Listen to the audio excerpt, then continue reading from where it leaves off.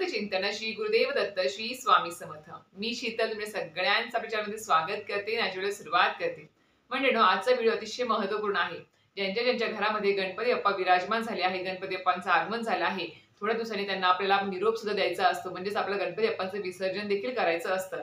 आता विसर्जन करताना एक खूप मोठी चूक खूप जणांच्या हातून ही घडत असते। ती चूक काय आहे आणि ती चूक तुमच्या हातून सुद्धा घडू नये यासाठी नक्कीच हा व्हिडिओ आजचा पूर्ण बघा, स्किप न करता बघा, जेणेकरून तुम्हाला संपूर्ण माहिती व्यवस्थित कळेल। आता व्हिडिओला सुरुवात करूया। तर मंडळींनो, आता आपण ज्यावेळेस गणपती बाप्पांना घरी घेऊन आलो, त्यांचं आगमन केलं, स्वागत केलं, त्यावेळेस आपण एक जय जयकार केला, तो म्हणजे काय, गणपती बाप्पा मोरया, मंगलमूर्ती मोरया।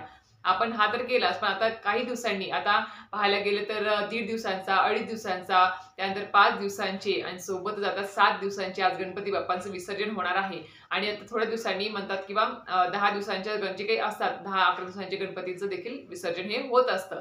पण हे गणपतीचं विसर्जन करत असताना आपण शास्त्रोक्त पद्धतीने त्यांची उत्तर पूजा वगैरे सगळ्या काही गोष्टी करतो। पण निरोप देताना आपण काय म्हणतो, गणपती बाप्पा मोरया, मंगलमूर्ती मोरया, पुढल्या वर्षी लवकर या। तर मंडळींनो, हा तर आपण जे काय करतोच, पण त्यासोबतच आपण सांगू इच्छिते, खूप जण काय करतात की गणपती बाप्पांची मूर्ती जी काही आहे, आता आपल्या जवळपास एखादी नदी असते किंवा तलाव असतो किंवा आता काही काही ठिकाणी जर समुद्र देखील असतात, तर त्या ठिकाणी सुद्धा मूर्तींचं विसर्जन हे केलं जातं। ते त्या नदीमध्ये, तलावामध्ये किंवा त्या समुद्रामध्ये मूर्त्या टाकल्या जातात। तर मी तुम्हाला इथे सांगू इच्छिते, ही खूप मोठी चूक आहे। कारण की ज्या गणपती बाप्पांचा आपण 10 दिवस किंवा जेवढे दिवस आपल्या घरामध्ये गणपती बाप्पा विराजमान होते, तेवढे दिवस आपण त्यांची मनोभावे श्रद्धेने आपण सेवा केली, मंत्र, स्तोत्र, अथर्व शीर्षाचं पठण असेल, 2 टाइम 3 टाइम आरती असेल, सर्व काही गोष्टी केल्या। सोबतच आपण त्यांची उत्तर पूजा देखील व्यवस्थित केली। आणि सगळ्यात अजून महत्त्वाचं म्हणजे आपण त्यांची सुरुवातीला ज्यावेळेस आपण मूर्ती घरामध्ये आणली, त्यावेळेस आपण तिची प्राण प्रतिष्ठापना देखील केली आहे, मंत्र स्तोत्र म्हणून। त्या मूर्तीमध्ये आपण प्राण उतरवलेले असतात, कारण की ज्यावेळेस आपण मूर्ती घरामध्ये आणतो त्यावेळेस ती फक्त मातीची, शाडूच्या मूर्तीची असते, पण ज्यावेळेस आपण तिच्यामध्ये प्राण प्रतिष्ठापना करतो, प्राण उतरवतो, त्यावेळेस तिच्यामध्ये प्राण जागृत असतात। त्यामुळे त्या मूर्तीला आपण ज्यावेळेस विसर्जन करतो, ज्यावेळेस आपण एवढे भक्तिमय वातावरणात 10 दिवस असेल किंवा जेवढे दिवस आपल्या घरामध्ये गणपती बाप्पा होते, तेवढे दिवस आपण त्यांचं जे काही आपण सेवा केली आहे, ती सगळी आपली व्यर्थ जाऊ शकते, फक्त या एका चुकीमुळे। ती म्हणजेच काय, की गणपती बाप्पाचं जसं आगमन धूमधडाक्यात केलं, शास्त्रोक्त पद्धतीने केलं, सगळ्या काही गोष्टी 10 दिवस आपण पाळल्या, पण शेवटी त्यांना निरोप देताना जर आपण म्हणतात की त्या मूर्तीकडे आपण कसं, आता घरामध्ये मूर्ती आहे तर आपण काय करतो, नाही देव आहेत, गणपती बाप्पा आहेत, आपण नाही ना त्यांच्याकडून आपण इच्छा पूर्ण करून घेतो किंवा आपल्या आयुष्यामध्ये आपल्याला काय हवं आहे किंवा संकट असेल, विघ्न ते दूर व्हावे यासाठी प्रार्थना करतो। अक्षरशः आपण खूप जपतो त्या मूर्तीला, जोपर्यंत आपल्या घरामध्ये आहे।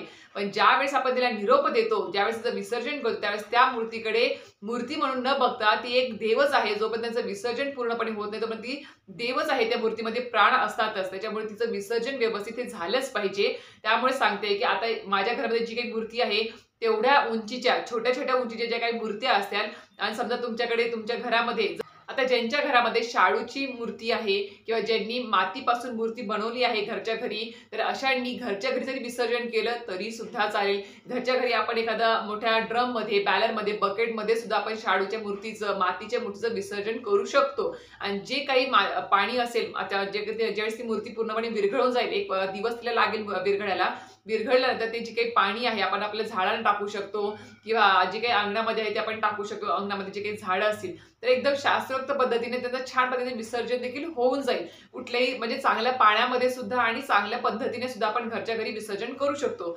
पूर्णपणे ती माती व्यवस्थित विरघळल्यानंतर आपण ती झाडांना टाकू शकतो। ही झाली एक छोटीशी छान पद्धत।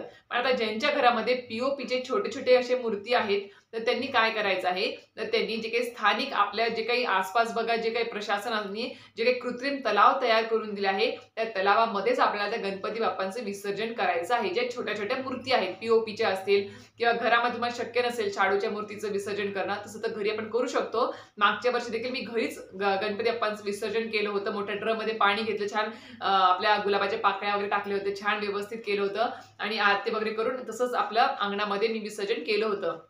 तर नक्कीच तुम्ही शाडूच्या मूर्तीचं किंवा मातीची मूर्ती असेल तिचं घरच्या घरी विसर्जन करू शकता। आणि ज्यांची पीओपीची मूर्ती आहे छोट्या छोट्या ज्या, ते तुम्ही स्थानिक प्रशासनाने जे काही नेमून दिलेलं आहे आपल्या घराच्या जवळपास कृत्रिम तलाव तयार करून दिले, त्याच्यामध्येच त्यांचं विसर्जन करायला विसरू नका।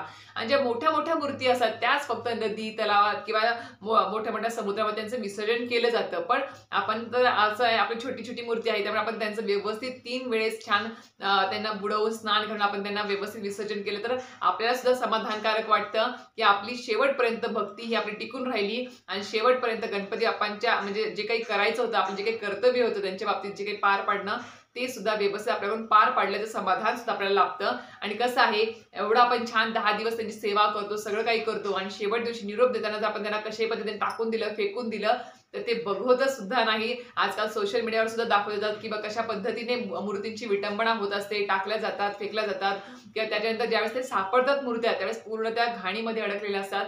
तर असं करू नका, बघायला सुद्धा चांगलं वाटत नाही. त्याच्यामुळे सांगते की आपली भक्ती तर श्रेष्ठ आहेतच, पण आपल्या भक्तीसोबत आपल्याला आपल्या पर्यावरणात सुद्धा देखील काळजी घ्यायची असते आणि ते आपलं मेन कर्तव्य आहे, आपली ती मेन भक्ती आहे की आपण आपल्या पर्यावरणाचं नक्कीच रक्षण केलं पाहिजे. ह्या मुळात मोठा मुद्दा आहे.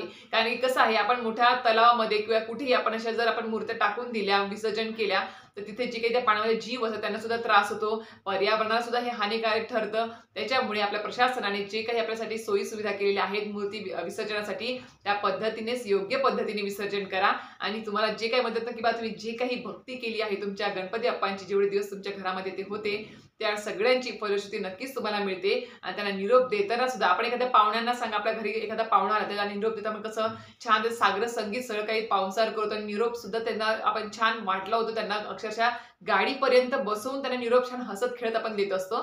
तर अशा पद्धतीने आपण आपले गणपती बाप्पा सुद्धा आपले पाहुणे म्हणून घरी आलेले आहेत, विराजमान झाले आहेत. त्यामुळे त्यांना निरोप देताना सुद्धा व्यवस्थित आणि छान पद्धतीने द्या. तुम्हाला सांगितल्याप्रमाणे ती चूक करू नका, जी मोठ्या तलावात फेकणे असेल किंवा म्हणजे चुकीच्या पद्धतीने विसर्जन करणे असेल, त्या पद्धतीने करू नका. तर आपल्या भक्तीसोबत आपल्या पर्यावरणाची सुद्धा काळजी घ्यायला विसरू नका. तर अशा पद्धतीने तुम्हाला आजचा व्हिडिओ माहिती आवडली असेल तर नक्कीच व्हिडिओ लाईक, शेअर आणि सबस्क्राईब करायला विसरू नका. श्री स्वामी समर्थ.